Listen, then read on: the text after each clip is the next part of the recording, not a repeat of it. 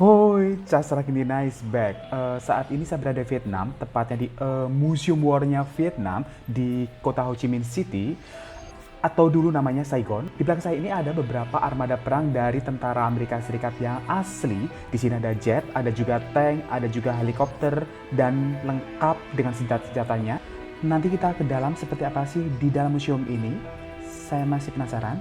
Ikutin saya terus ya, saya ajak kalian masuk ke dalam.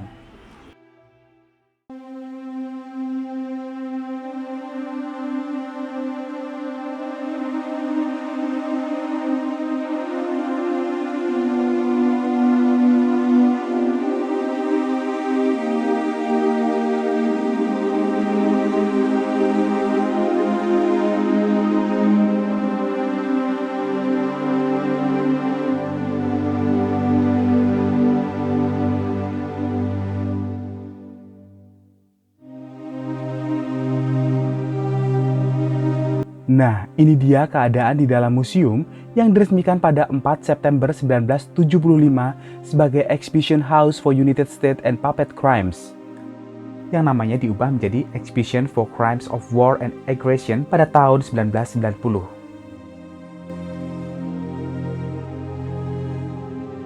Di museum ini ada beberapa lantai dan ruangan yang keseluruhannya menyajikan beberapa gambaran kekejaman agresi Amerika Serikat terhadap Vietnam, seperti foto-foto dokumentasi dan beberapa barang-barang saat agresi itu berlangsung.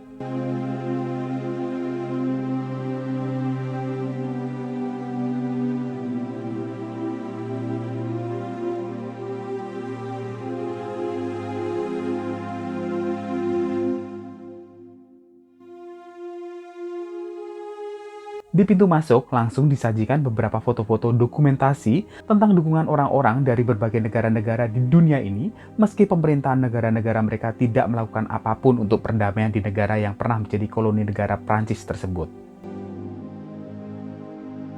Bahkan ada foto dokumentasi tentang protes dari 4 mahasiswa Amerika Serikat itu sendiri di Kent University of Ohio yang mengecam agresi militer negaranya terhadap Vietnam, yang justru 4 mahasiswa tersebut ditembak mati oleh tentara Amerika.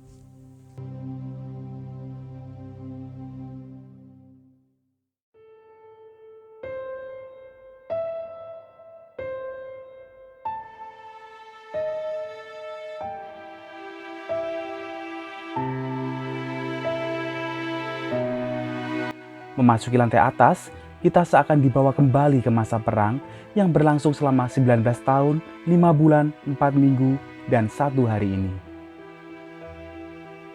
Perang Vietnam, juga disebut Perang Indochina Kedua, adalah sebuah perang yang terjadi di antara tahun 1957 hingga 1975 di Vietnam.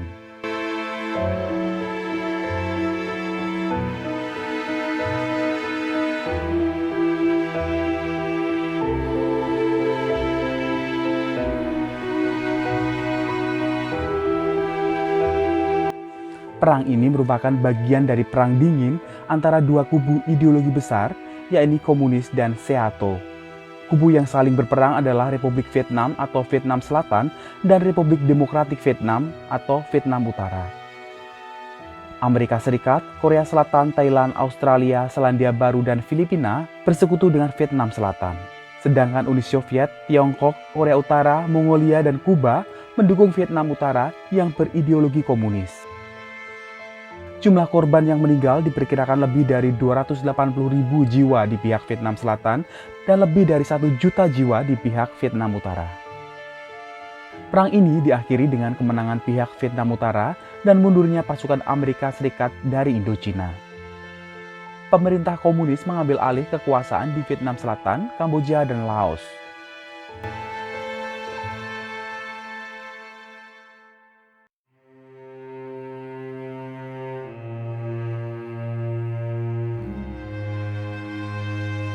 Setelah berakhirnya perang ini, Vietnam Utara dan Vietnam Selatan tersebut pun bersatu pada tahun 1976 dan Vietnam menjadi negara komunis.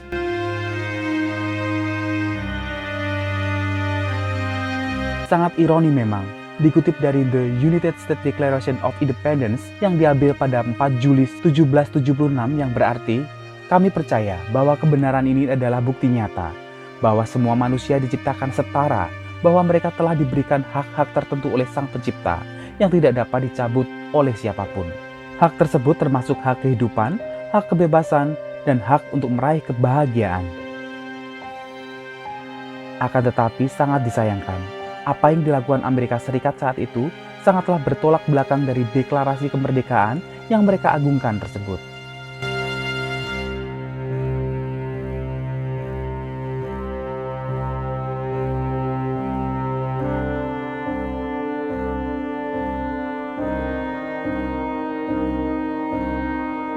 Di museum ini juga dipajang foto-foto dari warga Vietnam yang terkena dampak senjata kimia yang dilakukan oleh Amerika Serikat saat agresi militernya, yang efeknya ternyata tidak hanya dirasakan oleh orang-orang Vietnam kala itu saja, tapi imbas dari senjata kimia tersebut ternyata masih dirasakan oleh generasi Vietnam berikutnya.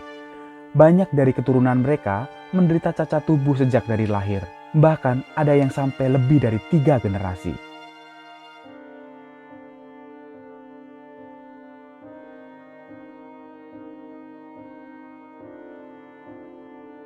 Selain itu, senjata yang tidak kalah mematikan yang pernah dijatuhkan oleh tentara Amerika adalah bom napalm. Bom napalm itu sendiri adalah senjata taktis yang digunakan untuk menghilangkan tutupan vegetatif dan menanamkan rasa takut. Bom itu berasal dari bubuk yang dicampur dengan bensin dalam beberapa bentuk. Napalm juga disebut campuran gel bahan bakar bom, memiliki konsentrasi seperti gel yang memungkinkan untuk menempel pada target. Napalm sendiri sering digunakan dalam kombinasi dengan bahan bakar bensin atau jet untuk membuat bom dengan kulit luar tipis yang mudah meledak dan terbakar saat tumbukan dengan target.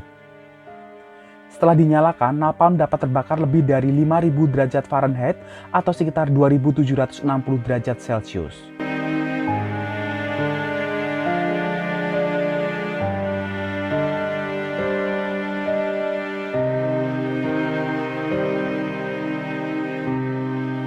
Di lokasi ini, kita juga bisa melihat ukuran senjata bom yang pernah dijatuhkan ke daratan Vietnam kala itu.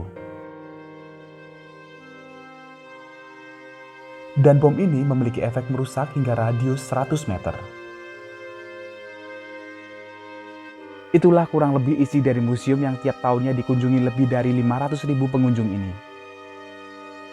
Buat kalian yang merasa tambah pengetahuan setelah lihat video ini, jangan lupa kasih jempol ke atas. Dan jangan lupa untuk subscribe, share, dan komen di video ini agar kalian gak ketinggalan hasil jalan-jalan Cahsra Gimina ini. Salam positif.